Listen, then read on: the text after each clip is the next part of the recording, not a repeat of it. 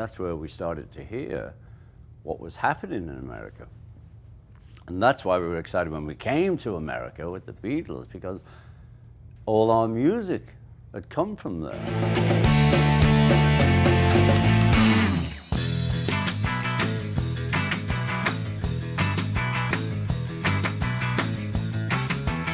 No band transformed music and pop culture more than the Beatles. 54 years ago, 4 young musicians from Liverpool, England, stepped off a plane at JFK Airport and changed pop culture and music forever.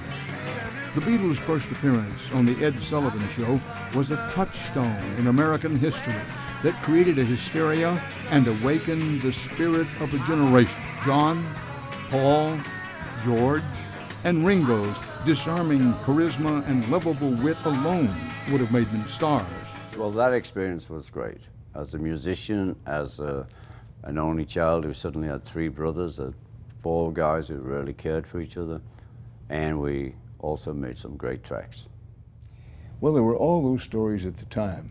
There's stories about almost everything. Yeah, that's the thing. About how you didn't get along. You had No, like one another. we didn't get along. We were 4 guys. We had rows. It never got in the way of the music, no matter how bad the row was.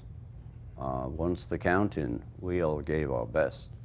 And that was a little later, too, which I think is a natural thing. You know, suddenly we've got lives, and I've got children, and, you know, the effort that we put in, because we worked really hard, we're starting to pale a little, you know. And, you know, we always thank Paul to this day.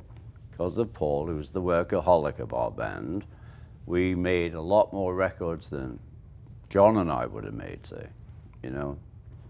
We'd like to sit around a little more, and then Paul would call, "All right, lads," and we'd go in, yeah. Well, you might be underestimating your own contribution. For one thing, Yeah. you've always had a good sense of humor. From where does that come? That's where we live. It comes from where you live.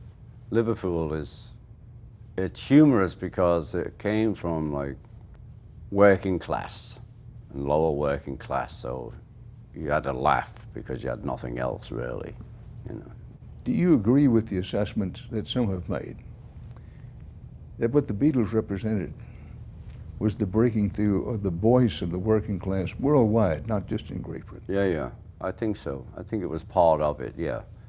And also, you know, we were big in Liverpool and in the neighboring towns and that, and then we came to London and couldn't get a record deal, couldn't get anything. What, you come from the north, you talk like that. And, you know, many people said, "Oh, they'll go nowhere." But we proved them wrong. But, you know, Elvis had the same story. He was turned down a bit too. It's what it was, and George Martin took a chance, and that's how we started.